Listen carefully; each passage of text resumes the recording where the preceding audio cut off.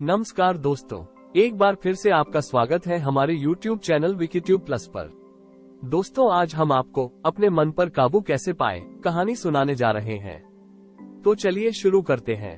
एक बार एक व्यक्ति अपने काम से लौटकर घर आया और साथ में पनीर लाया और अपनी पत्नी को कहा कि आज मेरे लिए बढ़िया पनीर की सब्जी बनाना, क्योंकि आज मैंने बहुत काम किया है और मुझे बहुत ज्यादा भूख लगी है और मुझे कुछ बहुत अच्छा खाना है।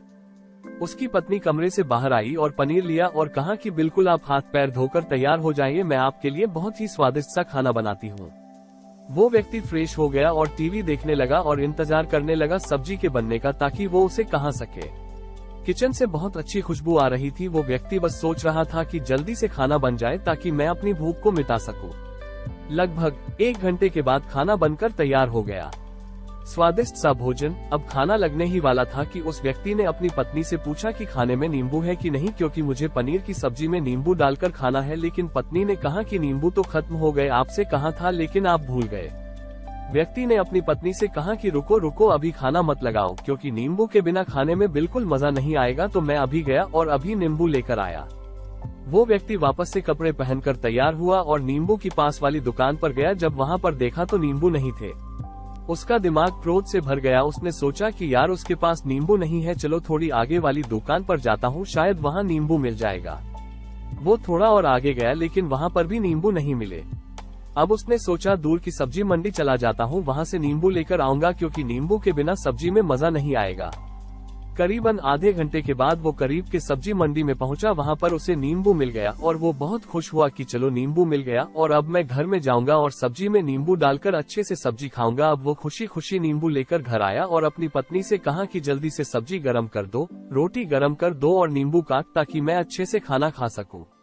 अब थाली लगाई गई, सब्जी परोसी गई और नींबू रखी गई। उसकी पत्नी सामने ही बैठी थी और वो व्यक्ति थोड़ी देर के लिए कुछ सोच में पड़ गया। उसके बाद उसने नींबू की प्लेट उठाई और दरवाजे से बाहर की ओर फेंक दी और जोर जोर से चिल्लाने लगा, मैं जीत गया, मैं जीत गया।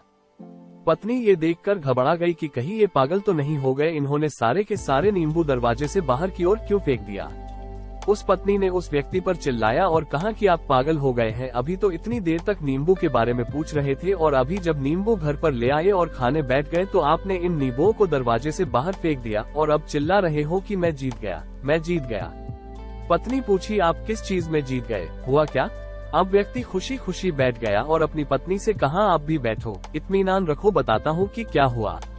आज सुबह से ही मेरी जीत मुझे अपने बस में करने की कोशिश कर रही थी। जब मैंने बहुत काम कर लिया तब मुझे बहुत तेज भूख लगी। जब मैं घर पर आया तो तुमने बहुत ही स्वादिष्ट सब्जी बनाई, उसकी खुशबू मेरी नाक में गई। फिर मेरी जीभ ने कहा कि इसे अब नींबू चाहिए। मैं पास वाली दुकान पर गया, लेकिन वहाँ नींबू नहीं मिले। थोड़ी और दूर गया, वहाँ पर भी नहीं मिले, तो मुझे उसने और दूर लेकर गई। मैं उसके वश में आ गया और जैसी ही वो कहती रही वैसा मैं करता गया।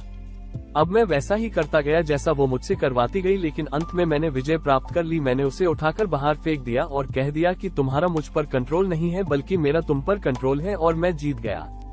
क्या आपको समझ में आया कि कैसे अपने इच्छाओं पर विजय प्राप्त करें?